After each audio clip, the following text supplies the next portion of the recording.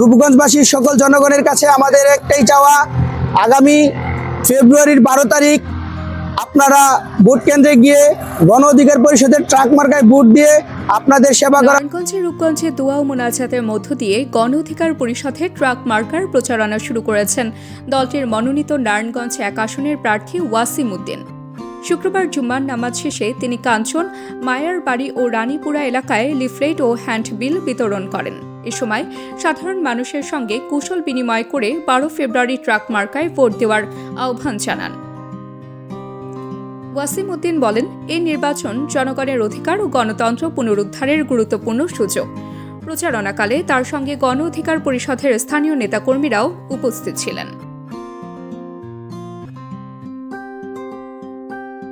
আসসালামু আলাইকুম। আসন্ন ত্রয়োদশ জাতীয় সংসদ নির্বাচনে উপলক্ষে নারায়ণগঞ্জ 1 রূপগঞ্জ আসনে গণ অধিকার পরিষদের মনোনীত ট্রাক মার্কার প্রার্থী হিসেবে আমি প্রার্থিতা করতেছি। আমাদের নির্বাচনী প্রচারণার যে নির্দিষ্ট টাইম ছিল গত 22 তারিখ থেকে শুরু হয়েছে, কিন্তু আজকে যেহেতু পবিত্র জুম্মার দিন, আমি এই পবিত্র জুম্মার দিনটাকে সম্মান করে এবং আমার এলাকার মুরব্বিয়ান, আত্মীয় স্বজন, আমার পাড়া প্রতিবেশী এবং সংগঠনের সদস্যদের সকলের কাছ থেকে দোয়া ভালোবাসা নিয়ে আজকে থেকে আমি আনুষ্ঠানিকভাবে প্রচারণা শুরু করেছি। ইনশাল্লাহ এখন থেকে এবং আজকে থেকে শুরু করে আমাদের এই গণ অধিকার পরিষদের ট্রাক মার্কার প্রচারণাটা 10 ফেব্রুয়ারি পর্যন্ত চলমান থাকবে।